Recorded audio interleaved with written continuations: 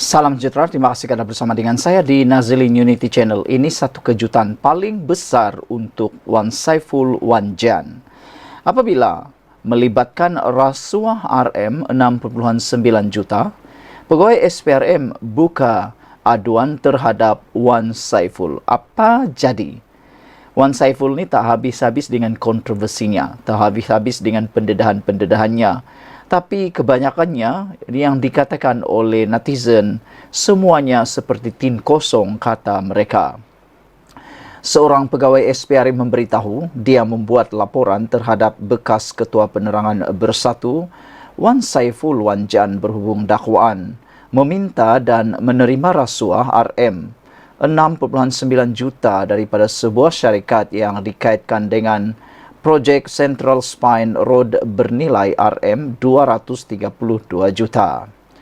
Kusaini Adillah Mat Arifin memberitahu Mahkamah Seksyen Kuala Lumpur petang ini bahawa dia membuat laporan itu selepas menerima maklumat berhubung dakwaan itu pada 27 Januari tahun lepas.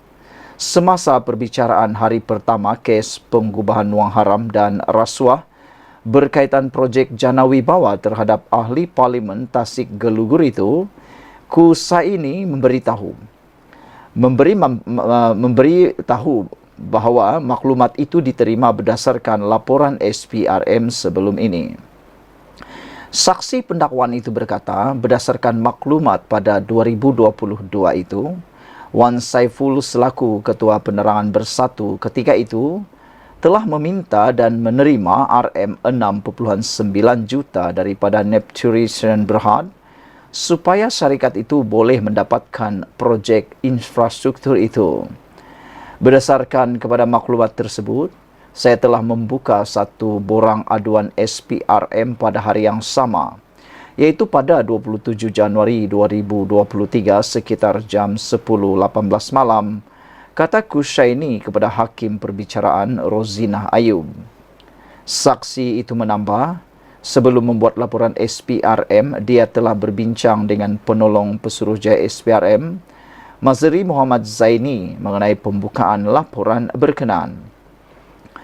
Dia berkata selepas membuat laporan, dia telah memberikan salinan kepada unit rekod sektor awam untuk rekod dan supaya pegawai SPRM lain menjalankan siasatan.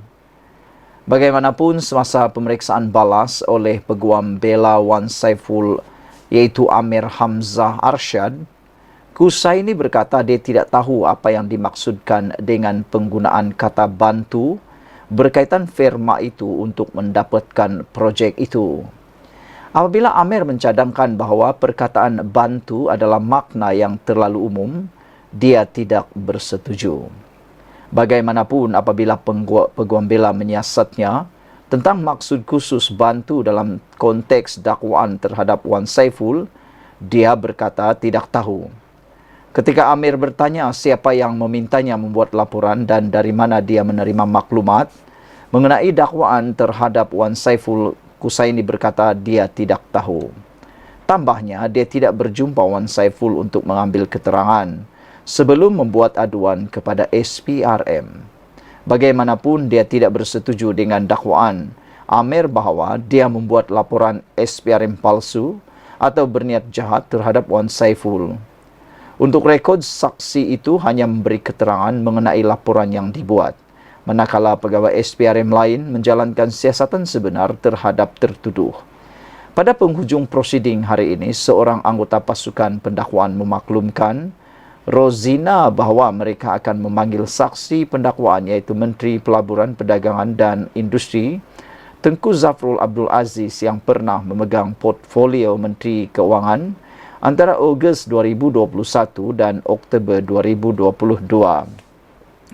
Wan Saiful sebelum ini memohon dibicarakan atas 18 pertuduhan pengubahan wang haram, membabitkan RM5.59 juta dan 2 pertuduhan meminta dan menerima rasuah RM6.9 juta. Berhubung pertuduhan rasuah, ahli Parlimen berusia 47 tahun itu didakwa meminta rasuah daripada Lian Tan Chuan, sebagai dorongan untuk membantu Nepturis dan Berhad mendapatkan projek Central Spine Road Sertik to East Coast Highway Interchange bernilai 232 juta ringgit daripada kerajaan semasa peringkat prakelayakan.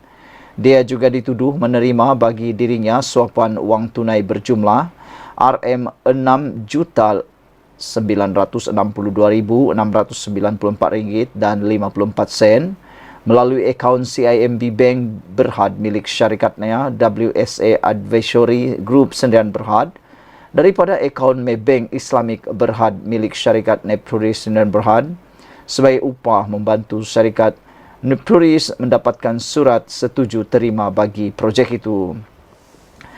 Kedua-dua perbuatan itu didakwa dilakukan di Royal Lake Club Taman Tasik Perdana di Kuala Lumpur pada April 2022 dan di CIMB Bank Berhad Cawangan Bukit Tunku Taman Tunku Bukit Tunku di Kuala Lumpur antara 8 Julai 2022 hingga 30 September 2022. Wan Saiful juga didakwa atas 18 pertuduhan penggubahan wang haram membabitkan 5.59 juta ringgit dengan memindahkan dan menggunakan wang hasil aktiviti haram itu.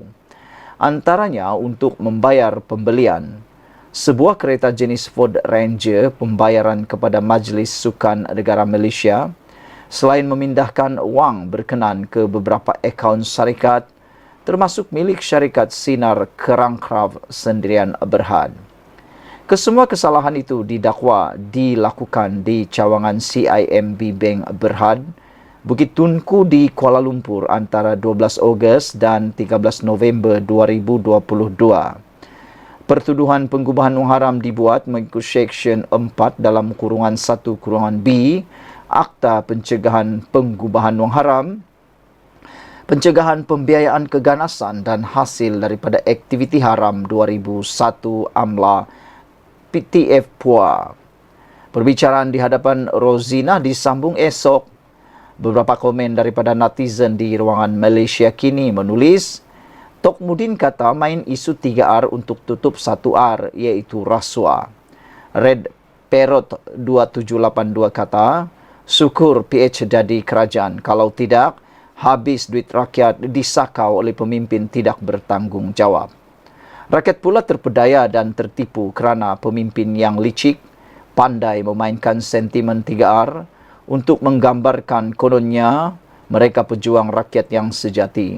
Sekarang pemimpin-pemimpin yang cukup terdesak dan terpaksa pula membuat pelbagai alasan dan fitnah untuk memesongkan fakta demi untuk menyelamatkan tengkuk sendiri. Black Hawk kata patutlah macam semacam saja di Dewan Rakyat, rupanya perbicaraan dah bermula. Nasib baik PN tumbang, inilah yang tidak kita sangka-sangka, kata Brown Falcon 0137. Sekian dulu untuk kali ini. Jangan lupa tinggalkan komen anda, tekan butang subscribe. Kita jumpa lagi. Bye-bye.